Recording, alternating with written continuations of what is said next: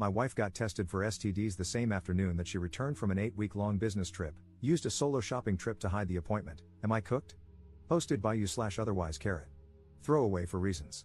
My 28M wife, 26F, is a great person, and we have always gotten along. We have been married for almost 2 years and have been together for 4.5 years. We are in a monogamous relationship and have both had several partners prior to our relationship. Every year, my wife goes on a long business trip, typically about 2 months. During this time, communication over the phone and email can be difficult, contingent upon the technological issues where she works. She really enjoys her work during these business trips and usually comes home feeling fulfilled and excited about life. Normally, when she comes home, she takes a day or two to rest and overcome the jet lag, 28-hour travel time and 21-hour time difference. In the following days, we tend to spend lots of time together, segs, dates, cuddling, catching up, etc., because she's been gone for so long. This year, she came home as her same excited self after having had a great trip. In fact, she seemed so excited that she wanted to work on some projects but needed to go get materials from the store. About 3 hours after picking her up from the airport, she said she wanted to go shopping for her craft project and that she would likely spend several hours out shopping. She really emphasized how much time she would need, many hours. I thought this was a little weird, considering she had just come back from a 28-hour flight, hadn't slept, and usually isn't the type to spend more than an hour or two shopping. But whatever, it's fine. About 5 hours later, she came home with a single bag of craft materials. I registered this as strange but didn't really think much of it. I chalked it up to her taking a lot of time to carefully select her materials instead of bulk buying. Over the next few days, she didn't really go through the usual jet lag phase and stayed distant. I thought that was weird but ended up giving her space and just focused on school. About 2 weeks post-return, we still hadn't had sex, despite my advances and lightly prodding the issue, getting it I'm just feeling off and don't feel like it.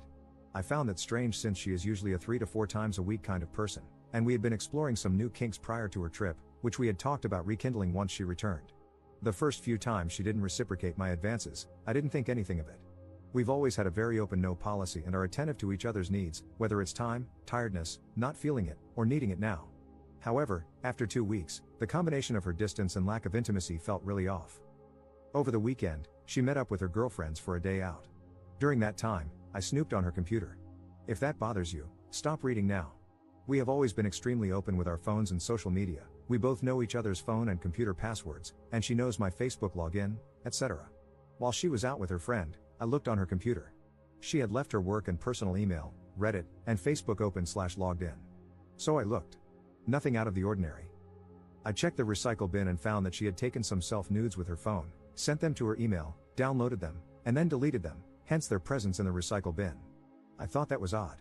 Normally, we would send nudes to each other, not save them on our computers. Maybe she really liked them, she did look hot, and decided to keep them. This got my gears turning because she had been really disinterested in sex since returning but was taking nude selfies in lingerie. I checked the metadata on the pictures and confirmed they were taken recently and downloaded from Gmail. I then looked at her Gmail. Nothing terribly odd there, but anything before 3 days after her return home had been deleted from her inbox and then deleted from the trash folder, not archived. For example, if she came home on the 1st, everything before the 4th was deleted. However, in her trash bin, there was a confirmation of an appointment at a health clinic in an adjacent city. The email contained a link with the user ID to log into the patient portal if she needed to change her appointment. I logged in with the ID and her common passwords, which I already knew from us sharing. The portal was mostly empty but showed that she had scheduled and attended an appointment the same afternoon she got home from her trip. The portal allows you to request records from visits, so I did. The records were delivered to the portal about 30 minutes later. She had gone in for STD testing 5 hours after returning home from an 8-week business trip. To summarize, she got tested for STDs while saying she was going shopping the day she returned from an 8-week business trip. She concealed the fact that she was tested, didn't leave her phone number or address at the clinic, carefully deleted emails related to the clinic, and made up a cover excuse to go out. She has been super distant with me, though very engaging toward friends and coworkers, and has avoided sex. She says she's not interested in sex but has been dressing up to take nudes. On a similar business trip in the past, she did almost the exact same thing, got tested as soon as she got home, after a 7-week trip, refrained from sex for about a week, and was distant. I found out similarly, through our shared computer, seeing an email from the health clinic about results in the portal. Previously, when I asked her about it, she said she had a UTI and went in for a full STD panel. Totally plausible, I let it go. She also said that STD tests are normal for women during checkups, though most clinics say you have to request them or have reasonable suspicion. I have no real reason to suspect cheating, but goddamn, this feels weird. All the elements of possibility are there, I suppose. Possible explanations: she had another health problem that seemed to resolve itself, and maybe she wanted more follow-up but didn't want to burden me with the details, although the other health issue isn't urogenital related. She didn't receive any tests that would diagnose the concomitant issue. Health information can be sensitive, and she might have deleted the email to avoid anyone seeing it over her shoulder. However, this doesn't explain why her inbox was cleaned and the trash emptied. Maybe she feels a little detached from me after being away for so long and needs more time to warm back up? She could have had another UTI and gotten an STD panel at the practitioner's request. However, no antibiotics or treatments were administered during the visit, nor were any documented. Maybe she thought I was cheating and got tested? Although, testing 8 weeks later seems a bit outside the typical incubation period. The secrecy of the whole thing really bothers me. Any ideas on how to approach this topic with my wife or other possible explanations? Edit. She admitted to cheating on her trip, says only once, but evidence suggests at least twice. Edit 2. 3 confirmed in one trip. Digging in now. Edit 3. Typical, it was a one-time thing and it was your fault responses. Confirmed at least 3 dudes during her last trip, likely a systemic serial cheater since we've been together. She refuses to admit anything beyond this business trip, even though she exhibited the same behavior 2 years ago. She refuses to be honest and claims she wasn't going to meet anyone on her current solo camping trip. I know otherwise. I keep catching her in lies. Filing papers now. Edit 4. It's at least 4 now, 1 on her first trip 2 years ago, which is why she took the STD test then. A mutual friend knew about it and kept it secret. This happened days or a week after we got engaged. Update 1 month 3 weeks later. Hey folks, I'm at D-Day 55, and I wanted to share a little bit more of my story and just talk it out. It gets a bit lonely at night, and that's when my gears start cranking, without the noise of the day to keep up distractions, so writing it out and clearing the air is perhaps cathartic. My wife and I have been married for 1.5 years, together for 4.5. We are both graduate students. I'm working towards my MD/PhD in genetics, and she is working towards her PhD in microbiology. No kids, few assets, not much debt. Here's the backstory if you'd like more information. My partner secretly got tested for STDs the day she returned from a long business trip. I found out, confronted her, and she admitted to sleeping with 3 people on the trip and 1 person 2 years ago. Luckily, we study at different schools. I'm on the West Coast, where she was residing with me and working remotely, and she studies at my undergraduate institution in another state. When I found out and confronted her, she was on her way back to her school for lab work and committee meetings. So our communications were largely conducted via text messaging and email. She was too much of a coward to speak to me on the phone. I suppose the discovery of infidelity in a relationship is shocking and painful and begins to pave an arduous road toward either reconciliation or the parsing of community property. In my case, it's been the latter. It's not the sex that bothers me. I can understand those inclinations. I'm a biologist. Attraction, emotional investment, feeling wanted, the taboo of risk, adrenaline, those things make sense to me. What I could not understand is how my wife, someone I adore and respect immensely, could lie to her affair partners about who and what I am. It's like her inner monologue flowed freely to them, her true thoughts about me expressed vocally. That made me physically sick. I'm not a bad guy. I've always been there for my wife. We clicked on every level, from toilet paper orientation to politics, humor, hobbies, and sex. It just doesn't make sense. During the postmortem, I've often come to the realization that, as a partner on a two-way street, I could have always done more or worked toward a stronger marriage. That's the sentimental part of my brain saying, look at all these missed opportunities for communication and growth. If you had really loved your wife, you would have figured it out and met her needs. That's a deadly game of roulette to play. The retrospective what if on infinite regression plays discordantly upon the soul. If the discovery of infidelity wasn't shocking enough, I also asked my wife to reconcile. She refused. I gave her a list of demands with 7 items. The header read, the ground rules. If you choose not to comply, or if I suspect that you have failed to comply with these rules, I will divorce you.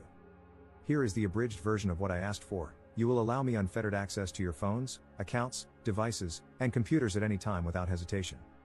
You will forfeit and show me all communications and materials related to all extramarital relations you've engaged in, no matter how minor or insignificant you feel they were.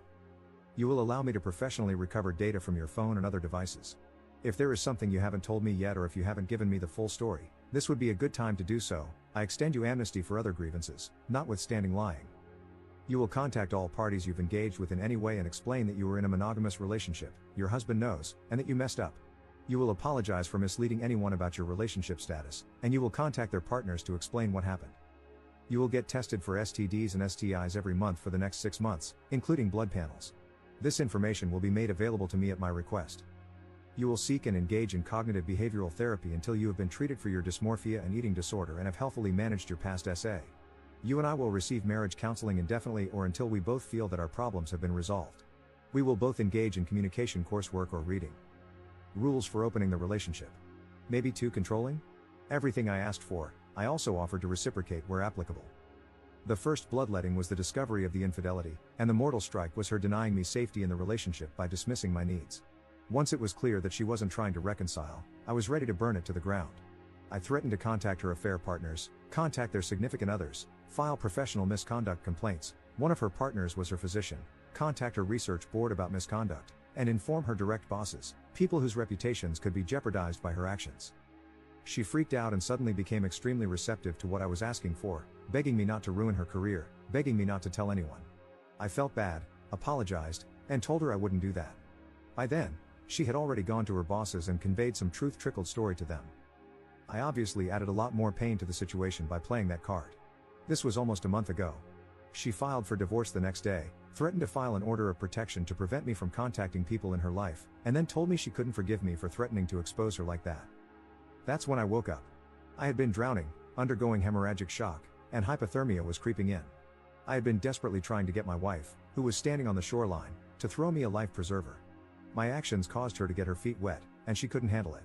That's when I started to understand who she was, weak and cowardly. Not exactly life partner material. A few weeks later, I had a realization, it's like she died. That's what the pain, emptiness, and anger feel like. I found out later that she was still in contact with one of her partners. Another punch in the gut. Anyway, that's where I'm at. I applaud you if you made it this far. Our divorce is underway and will hopefully be resolved cleanly.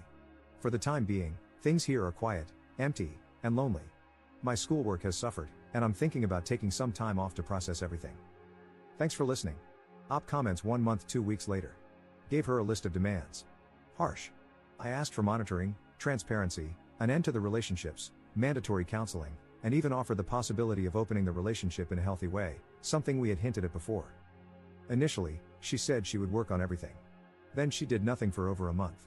I pressed her to be proactive, nothing again. I got fed up and threatened to expose her to her multiple affair partners. She didn't like that and filed for divorce instead. Edit.